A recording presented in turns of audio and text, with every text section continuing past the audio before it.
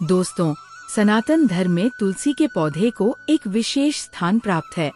भगवान विष्णु ने सबसे पहले तुलसी का पूजन किया था और श्री कृष्ण कहते हैं कि तुलसी से वैकुंठ में पवित्रता का वास होता है।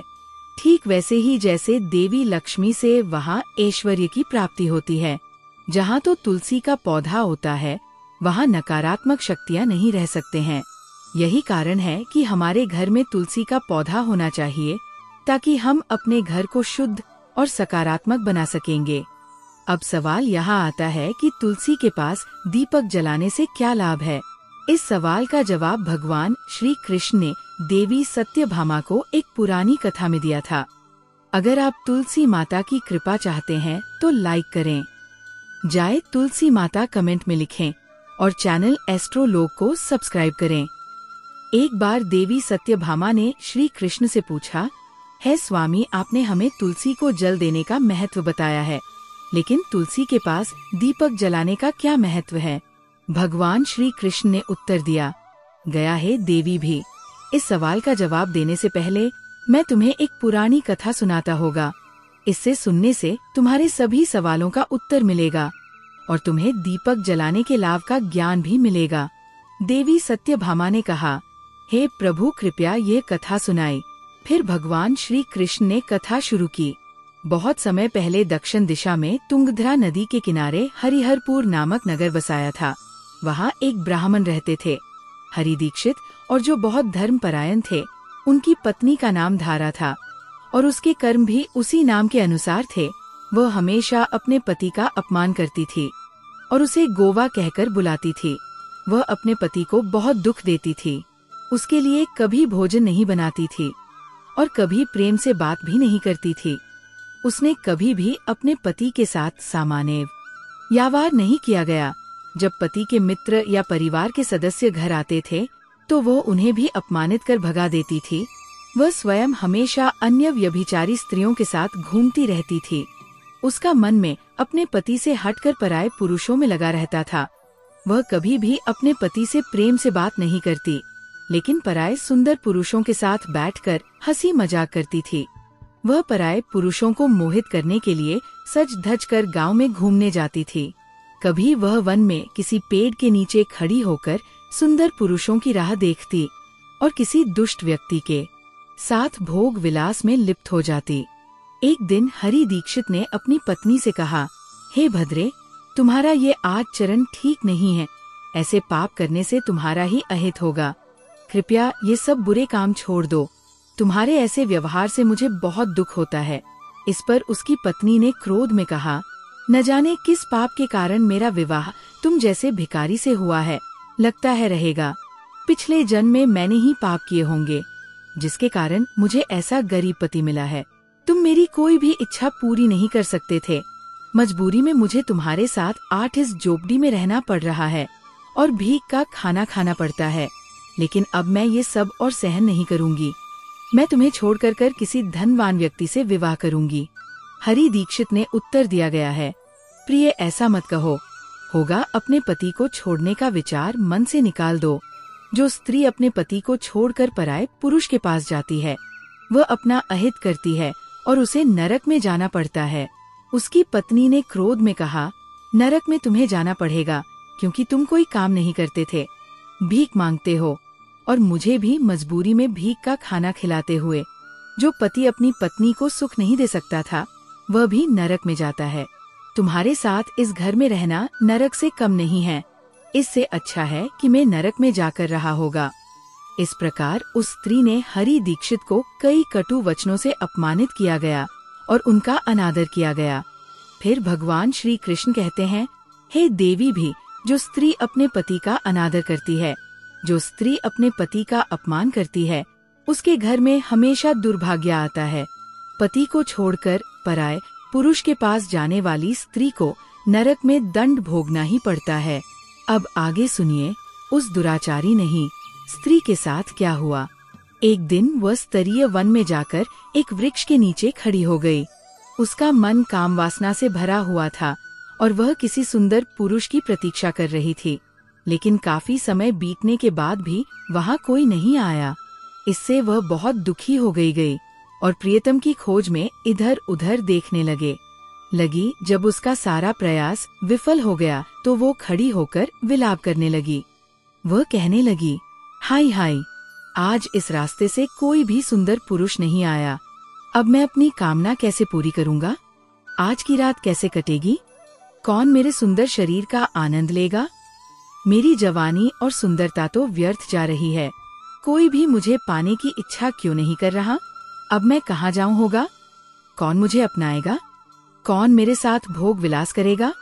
मेरा पति तो मूर्ख है, लेकिन अब ऐसा लगता है कि ये संसार भी मूर्ख पुरुषों से भरा हुआ है।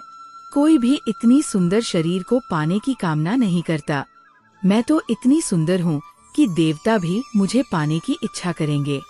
लेकिन ये संसार पापी और तुच्छ पुरुषों से भरा है, जो मुझे जैसी स्त्री की अनदेखी कर रहे हैं। हे भगवान, कृपया कोई सुंदर, बलवान और पराक्रमी पुरुष भेजी है। अगर वह मेरा भक्षण भी करेगा तो भी मैं प्रसन्न होकर उसका आलिंगन कर लूंगी। भगवान श्री कृष्ण कहते हैं, हे देवी। भी इस प्रकार वो स्त्री जोड़ जोड़ से विलाप करने लगी। उसी जंगल में एक भयानक बाघ रहता था। आपिनी श्री की आवाज सुनकर वह जाग गया और उछलकर उसे अपना शिकार बनाने के लिए उसकी ओर बढ़ा। उस बाघ का नाम ध्वंस था। ध्वंस का थरूर बहुत ही भयानक था। उसका शरीर काले और नारंगी धारियों से भरा था, जो जंगल की छाया में घुल मिल जाता था। उसकी लाल चमकती हुई आंखें अंगारों जैसी लगती थी और अंधेरे में भी डर पैदा करती थी। उसके जबड़े से लंबे तीक्ष्ण दांत बाहर निकले हुए थे, जो किसी भी जीव को चीरने के लिए पर्याप्त थे। उसकी गहरी गर्जना पूरे जंगल में गूंज उठती थी, जिससे आसपास के जीव कांप जाते थे। ध्वंस की लंबी मजबूत पूंछ उसकी ताकत को दर्शाती थी। उसकी बलिष्ठ मांसपेशियां उसे जंगल में तेजी से दौड़ने और शिकार को एक ही झपड़ते में खत्म करने की क्षमता देती थी। उसकी नाक से बार बार गर्म सांसें निकल रही थी, मानो वह हर पल पल अपने अगले शिकार की तलाश में हो। ध्वंस का एकमात्र उद्देश्य से उन पापी और दुराचारी लोगों का भक्षण करना था, जिन्हें नियति ने उसके सामने रखा था।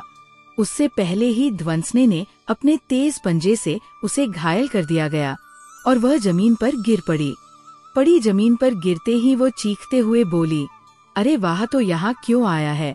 मुझे क्यों मार रहा है? मैं तो अपने प्रियतम की खोज कर रही थी। मुझे छोड़ देते थे। मेरा भक्षण करके तुझे क्या लेगा? का उसकी बात सुनकर ध्वंस क्षण भर केले रुका, फिर हंसते हुए बोला, हे पापिनी, आज विधाता ने तुझे मेरा भोजन बनाया है।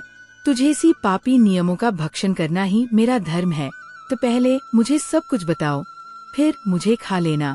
ध्वंस ने कहा, हे पापिनी, मैं तुम्हें मेरे पूर्व जन्म की कहानी सुनाता हूँ, जिससे तुम्हें समझ आएगा कि मुझे बाघ क्यों बनना पड़ा। वो कहने लगा, प्राचीन समय में दक्षिण देश में कहा नाम की एक पवित्र नदी बहती थी। उस नदी के किनारे मुनि परिणाम की नगरी बसी हुई थी। ये नगरी अपने सुंदर मंदिरों और शांत वातावरण और धार्मिक अनुष्ठानों के लिए प्रसिद्ध थी। वही एक ब्राह्मण परिवार रहता था। मैं उस ज्ञादी धार्मिक कार्यों में पारंगत हो गया, लेकिन जैसे जैसे मैं बड़ा हुआ, मेरे मन में धन का लोभ बढ़ने लगा। मैंने कई यज्ञों का आयोजन किया गया, पर वे यज्ञ धार्मिक उद्देश्यों के लिए नहीं बल्कि धन संग्रह के लिए थे। मैंने उन पार्टियों के लिए भी यज्ञ किए जो धर्म से दूर थे, और उनके घर का भोजन स्वीकार किया गया। मैंने धन के लोभ में उनके अनैतिक कार्यों का समर्थन भी किया गया। धर्म के मार्ग से भटकते हुए मैंने उन वस्तुओं का दान भी स्वीकार किया गया जो ब्राह्मण को नहीं लेनी चाहिए। मेरा मन इतना लोभ भी हो गया था कि मैं दूसरों का धन हड़पने लगा था। मैंने कई साल पाप में बिताए। समय के साथ मेरा शरीर कमजोर हो गया, बाल सफेद हो गए और आंखें धुंधली हो गई, और मेरे मुंह के दांत भी गिर चुके थे। फिर भी मेरे मन से धन का लोभ नहीं गया और मैं पाप करता रहा। बाद ने अपनी बात आगे बढ़ाते हुए कहा, एक दिन धन के लालच में मैं फिर से नदी के किनारे गया है। वहाँ मैंने कुछ अन्य धूर्त ब्राह्मणों के साथ मिलकर लोगों को ठगने की योजना बनाई है। हमने जूत मंत्रों का उच्चारण किया गया और बिना किसी विधि विधान के देवी देवताओं का पूजन किया गया। हमारा उद्देश्य केवल ज्यादा से ज्यादा दान प्राप्त करना था। हमने धर्म के नाम पर लोगों को धोखा दिया गया। उस दिन मैंने काफी धन इकट्ठा किया गया, लेकिन उसी समय मेरे साथ एक भयानक घटना घटी।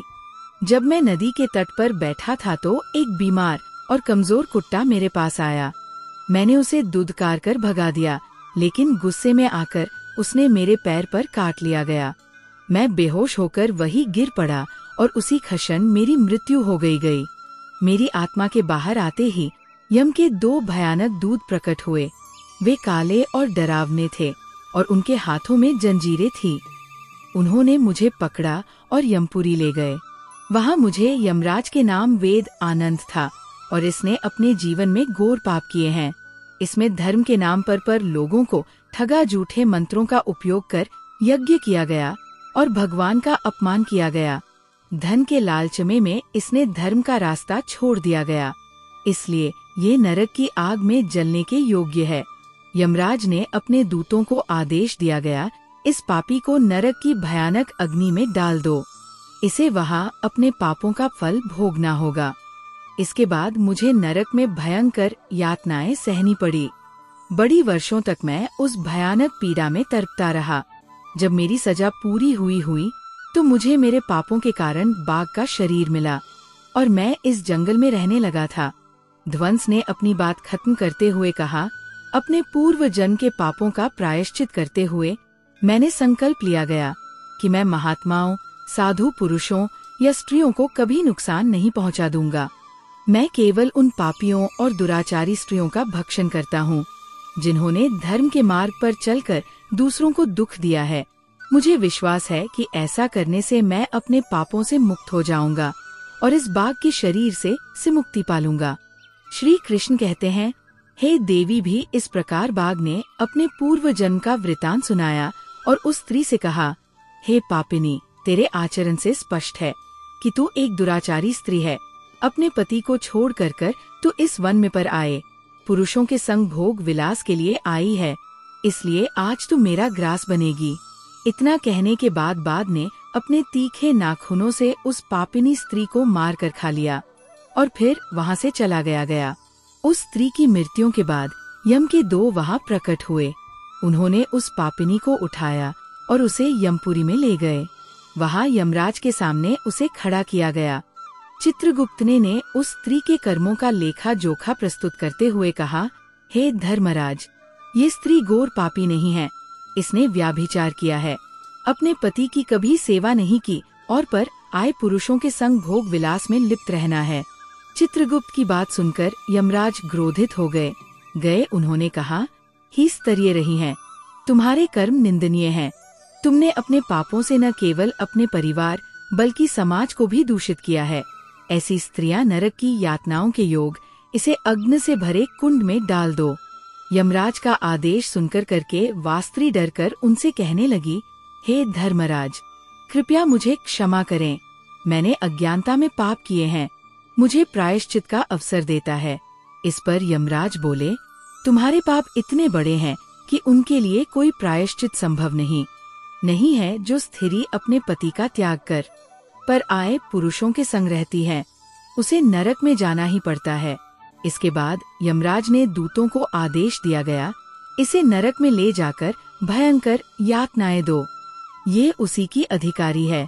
यम के दूत उसे नरक में ले गए। वहाँ उसे जलते हुए तेल के कुंड में डालकर यातनाएं दी गई है। फिर उसे अलग अलग नाटकों में डालकर सजा दी गई है। वर्षों तक कष्ट भोगने के बाद वह स्त्री एक चांडाल के रूप में पृथ्वी पर पुनर्जन्म लेकर आई।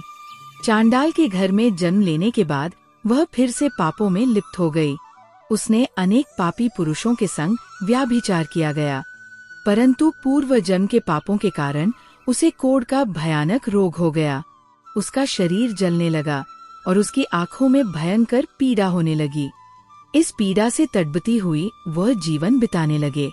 एक दिन उसने तीर्थ में स्नान करने की इच्छा की और अंतपुर चली गई है। वहाँ वह एक आश्रम के बाहर निवास करने लगे। उस आश्रम में एक पवित्र तुलसी का पौधा था। अन्य स्त्रियों को तुलसी के पास दीपक जलाते देख थी। उस पापी स्त्री को बड़ा आश्चर्य हुआ।